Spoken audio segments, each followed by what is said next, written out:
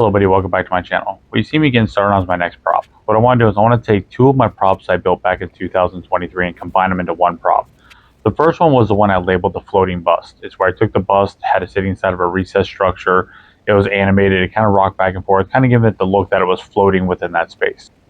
The next one is where I took the Rapunzel doll and did the same thing where I had it sitting inside that recessed space, but that one wasn't animated. What I want to do is I want to take this blow mold angel you see right here I picked up from Home Depot a couple years back and essentially incorporate those two props into one. We're going to be labeling this one the Rocking Angel. Just go ahead and continue with this and see how this one turns out. The plan for the overall size for this particular prop right here is going to be 40 inches wide, 26 inches deep, and about 80 inches tall. The reason I'm only making this one 26 inches deep overall is because when I build that center section that's going to have the recessed portion in it, it's going to be very bulky no matter how you look at it, so I don't want to make it any bigger than necessary. Now the construction of this is going to be built in the same manner as all the rest of my mausoleums, where the whole front section is going to be foam board, cut down, carved to the shape that I want it to be. The back section is going to be all 1x2s and that roof wrap that I use to keep everything as lightweight as possible. So what I'm working on right now is the upper section, which is also going to be part of the roof. Pretty much this part is just essentially like creating layering and definition and profile and stuff like that.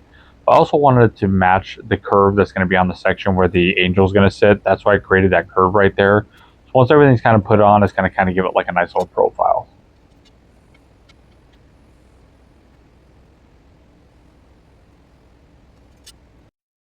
All right, so I got the main face facade portion pretty much made. I still got quite a bit more to do to it.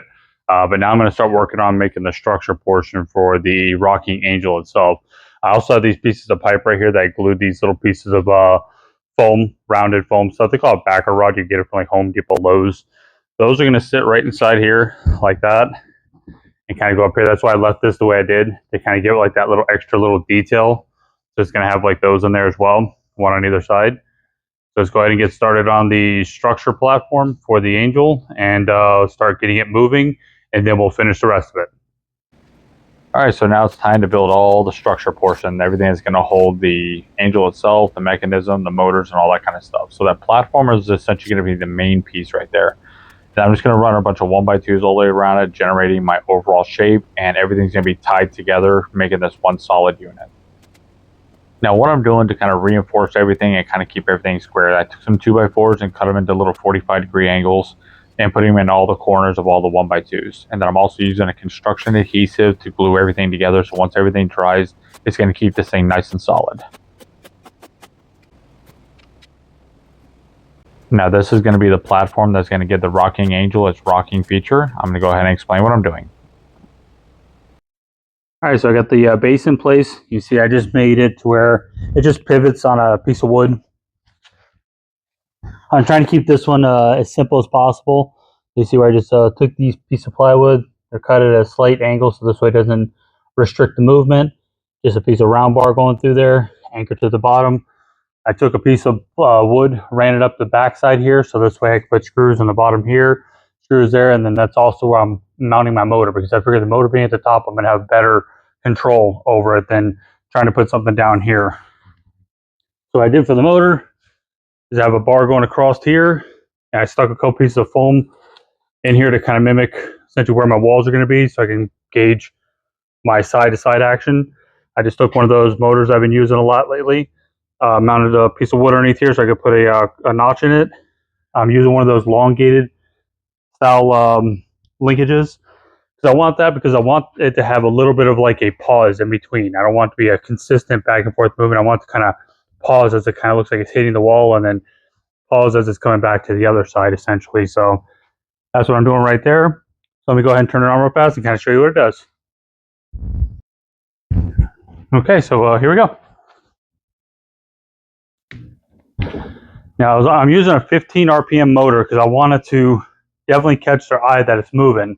I don't want it to go super slow. I think 15 is pretty much about perfect.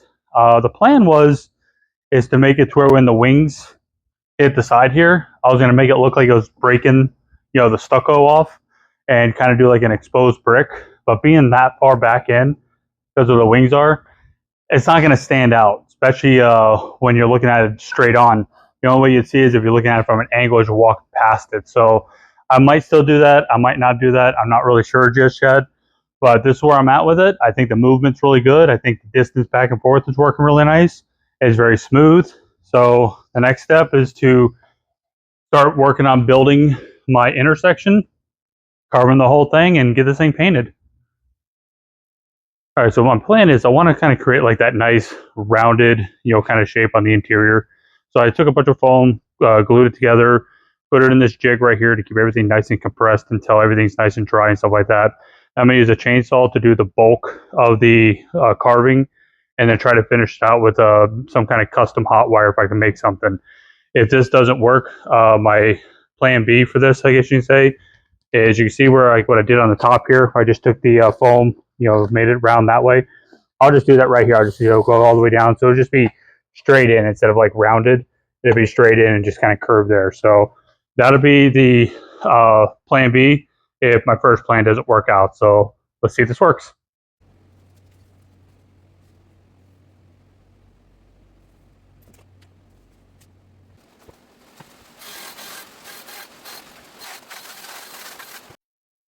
So I made it this far with it so far. I got most of the shape pretty much kind of defined inside there. I got to get some more foam that I can put in this corner so I can finish rounding out these corners right here. This is obviously going to be the area that I was talking about where I'm going to have it cut out so I can get to the back of the angel, just in case, for maintenances and stuff like that. And I got a few areas I still got to fill. But what I did is after I got done with the chainsaw, I went ahead and stuck it in the opening. And then I used this right here to really shave it down really quick. And then this right here to do some more refining. It's going to need definitely a little bit more work once I get the rest of the pieces on and stuff like that. So I got to get those and get those glued on there before I can finish it. So in the meantime, I'm going to kind of tinker with the angel, make sure everything still fits in there like it's supposed to, and then kind of go from there. So but this is where I'm at with it. All right, so I wanted to be able to have a way to remove the angel if I ever needed to without having to do a bunch of extra disassembly. So what I did is that pin that you saw earlier in the video on that wooden contraption that sits on top of, that pin just slides in and out at the very bottom you see right there. And by having that elongated linkage and not actually having something that's fixed, allows me just to pull it in and out whenever I need to.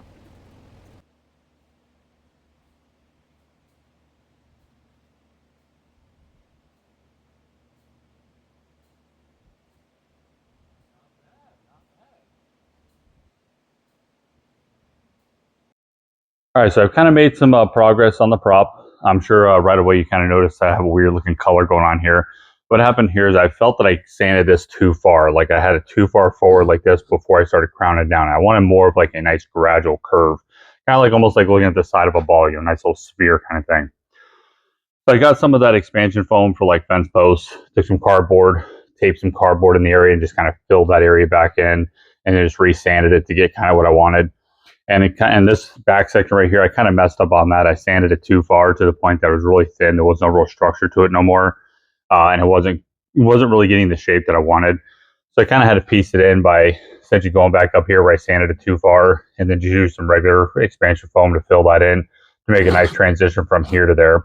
Once I cover this with some concrete mud and stuff like that, that should blend itself right in. Now on the bottom here, my original plan was to just build like a square, nice little perch kind of deal that was going to kind of taper in a little bit. I could put like RIP or a name or something like that on there and all that kind of stuff. Well, this prop has kind of been fighting me every step of the way. Every idea that I had that I was going off of just wasn't working. I didn't get the statue back far enough to generate what I wanted to do there. So I didn't build this deep enough for me to do what I wanted to do there. And to sit there and make it deeper, I'd have to make extensions on the foam here to push this back further. But obviously that's going to affect my area up there. So I just felt it's just best to go a different route with this bottom right here. So I'm going with a rounded shape one with some rounded moldings essentially on the edge of it to kind of tie into the pipes that I did right here. So I just took a 5-gallon bucket, cut it in half, put it down here. Took a PVC pipe, heated it up like I did on that last prop, wrap a PVC pipe around here, and then do 2 pieces of like that foam backer rod here and here to kind of create like a nice little transition from one to the other and stuff like that. So that's kind of where I'm at with the prop. So the next step is to kind of get ready to start doing some concrete mix and mud. I'm only going to really cover this intersection with that mud, leave everything else normal like I normally do, just because I don't see the need to do all that. I just mainly just got to make all that stuff blend really good so when I paint it, it looks nice. So let's go ahead and continue tinkering with it. Now this part is the same as what I've been doing on a lot of my props. I just use the exterior latex house paint and the tile border mix. I just mix it together to where it's a nice consistency and just spread it on using a pair of gloves. I wasn't originally going to cover the whole structure with it, but I ended up mixing it up a little too much, so I just went ahead and just covered the entire prop with it just to make it all consistent. Now for the fun part. I'm going to go ahead and put a really heavy coat of gray paint over the entire thing now that all the concrete mud's dry. And then after that, it's going to be on to all the aging. I went ahead and just popped the angel in real fast so I could paint her the same gray that I did everything else, so I could start off the whole prop as one neutral color.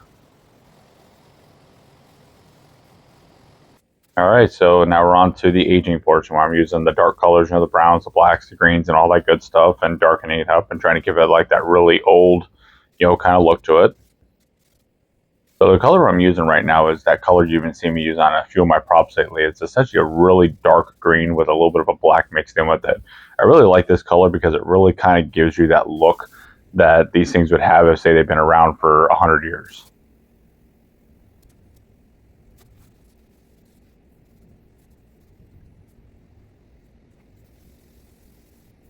All right, now just go ahead and let it sit out here in the sun and dry for a little bit. Now, one of the things I did is I was, because when you look at her shoulder, she seems to be leaning to one side. So I put a lot more like the green, that kind of stuff, mostly on that side, kind of running down, to the base and stuff like that. I might add a little bit of browns to it. Not sure just yet, but for now I just got to let it dry for a little bit before I do any more. Okay, so the final step is I'm doing a little bit of browns, and then I'm also kind of doing a little bit of dry brushing with a gray in a few areas where I felt that I got a little too dark. So this is kind of like the final step to try to get it just the way I want it. Okay, so here we are. It's all painted, rocking, doing its thing. Get a little closer, show some of the paint work on it.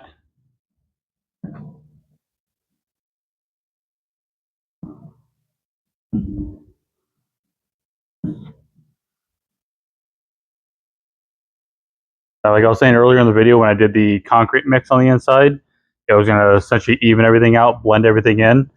So you almost can't even tell there's like 8, 9 different pieces all stuck in there. Actually come out really nice. So the next step is let's find a light that's going to make this thing look creepy in the dark. Light it up and see what it looks like.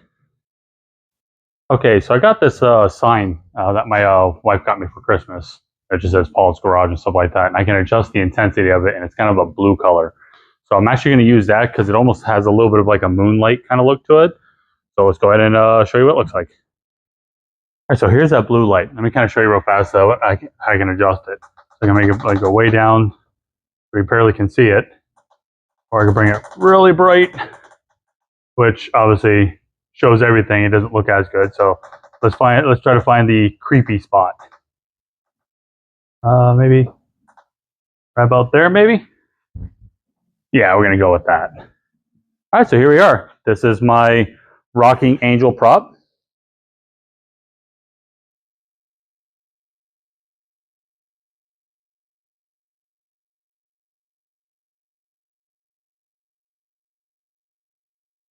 Don't mind the shadow. Hope y'all enjoyed this video. See you guys on the next one, and thanks for watching.